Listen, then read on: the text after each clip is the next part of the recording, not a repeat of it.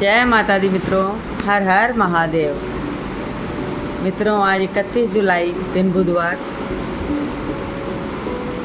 आज का मेरा जो विषय है वो है मन। तो इसको अच्छे से समझाने के लिए मैं आपको एक दृष्टांत सुनाती हूँ, एक कहानी सुनाती हूँ छोटी सी। एक बार एक नगर में ना एक सेठ रहता था। उसको एक नौकर की आवश्यकता हुई, तो वो नौकर की खोज में चला शहर से गांव की ओर। चलते चलते उसे रास्ते में ना एक महात्मा जी मिलते हैं। महात्मा जी मिलते हैं तो सेठ जी उनको प्रणाम करते हैं महात्मा जी को। महात्मा जी कहते हैं, क्या बात है, परेशान क्यों हो? तो महात्मा जी उसे सारी बात बताते हैं कि मेरे को ना एक नौकर की तलाश है, आप मुझे नौकर दे दो, जो मैं कहूँ वो सारा काम करे और एक टाइम का खाना मैं उसको खाने के लिए दूँगा। तो महात्मा जी क्या करते हैं, उसको ना एक डिबिया देते हैं, कहते हैं इसको घर जाके खोलना।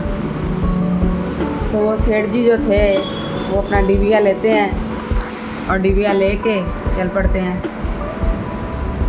घर जाके डिबिया को खोलते हैं तो उसमें से एक काला सा कुरूप सा एक आदमी निकलता है।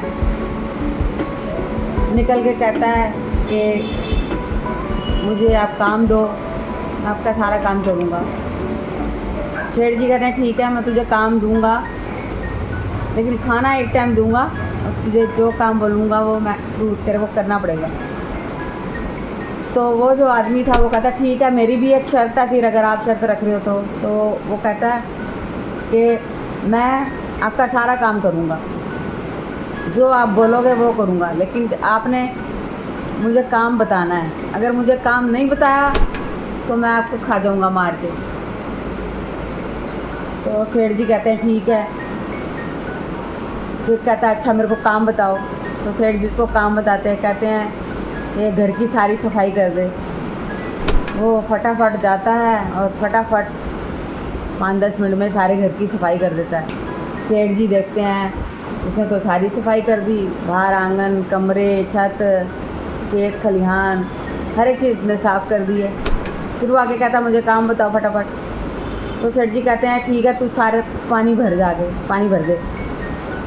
तो वो क्या करता है, सारा पानी भर देता है। सेठ जी फिर हैरान होते हैं कि इसने तो सारा पानी भर दिया, हर मटका, हर गागर, हर बाल्टी, यहाँ तक कि गिलास कटोरियों में भी उसने पानी भर दिया। सेठ जी कहते हैं, इसने तो ये सब काम कर दिया, मैं इसको बार बार कैसे काम बताऊँ? कैसे? वो बार बार बोले, मुझे काम बताओ नहीं तो तुम्हें मार दूँगा, मुझे काम बताओ नहीं तो तुम्हें मार दूँगा। अब जो वो सेठ जी थे वो दौड़े दौड़े जाते हैं वापस उसी साधु के पास कि महात्मा जी मुझे बचा लो, मुझे बचा लो, मुझे बचा लो, वो मार देगा मुझे। तो महात्मा जी ने जो कहना था वो उन्होंने कह दिया। इतने में वो नौकर जो था वो भी वहीं पहुंच जाता है। वो कहता, काम बताओ नहीं तो मार दूँगा। अब सेठ जी कहते हैं कि तू ऐसा कर, हिमालय पर्वत जा और वहाँ से 100 फुट लंबा एक चट्टान का टुकड़ा लेके आ। वो जाता है, फटाफट ले भी आता है, क्योंकि वो एक भूत था। जैसे जादुई चिराग रगड़ो तो उसमें से जिन्हें निकलता ना, वैसा सा था वो। तो वो फटाफट ले आया। अच्छा, अब क्या करूँ, इसका ले आया मैं। तो सेठ जी बोलते हैं, इसको ना बाहर आंगन में इसका एक पहले खंबा बना, इसको तराश, इसका खंबा बना। और खंबा, वो कहता ठीक है, वो उसको तराशने लग जाता है, फटाफट तराश लेता। वो कहता, अब क्या करूँ? सेठ जी कहते हैं, ऐसा कर, इसको आंगन में 50 फुट ज़मीन के नीचे गाड़ दे और 50 फुट ऊपर रहेगा वो। तो वो ऐसे ही करता है। वो भूत जो था, जो व्यक्ति था, वो ऐसे ही करता है, उसको नीचे गाड़ देता है 50 फुट और 50 फुट ऊपर ज़मीन पे रहने देता है। कहता, मैंने काम कर दिया, अब क्या करूँ? तो सेठ जी कहते हैं, हम इसके ऊपर चढ़ और नीचे उतर।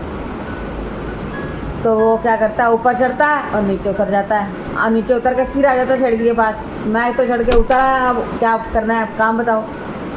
तो सेठ जी जाते हैं अंदर और एक डंडा ले आते हैं और उसको ताड़ मारते हैं। कहते हैं, तेरे को मैंने काम बोला है, ऊपर चढ़ और नीचे उतर, तू एक बार चढ़ के नीचे उतर आया, मैं जब तक तुझे दूसरा काम ना बताऊँ तू तब तक ऐसे ही करेगा, ऊपर चढ़ेगा खंबे पे और नीचे उतरेगा। जब तक मैं ना दूसरा काम दूँ तुझे तब तक तू यही काम करेगा।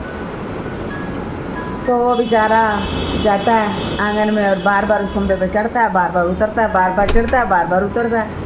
अब वो परेशान थक हार के बेहाल होके आ जाता है सेठ जी के पास के, रोता गिड़गिड़ाता कि मुझे माफ़ कर दो, हैं मैं थक गया, मुझे माफ़ कर दो, मैं ये नहीं कर सकता हूँ। तो फिर सेठ जी जो हैं दयालु तो थे ही, उसे माफ़ कर देते। तो इस जो दृष्टांत है इसमें जो जीव है, जो सेठ जी हैं वो जीव रूप में है, और जो वो नौकर था भूत वो मन है। तो हम जब तक मन को कोई काम ना बोले ना, वो खाली रहे, दिमाग भी और मन भी, तो मन बार बार कहता है जीव को कि मुझे काम दो, काम दो, काम दो, कुछ ना कुछ करो। मन बोलता रहता है ना, अब क्या करें, अब क्या करें। मन में होती है ना ये बात कि अब हम खाली ये काम कर लिया, अब क्या काम रह गया, क्या करना है। तो वो जो नौकर था वो मन है, और जो सेठ जी थे वो जीव है। तो मन बार बार जीव को परेशान करता है काम करने के लिए, काम पूछता रहता है क्या करूं, क्या करूं, क्या करूं। तो उस मन को काबू में करना पड़ता है। काबू में कैसे करना पड़ता है? उस मन को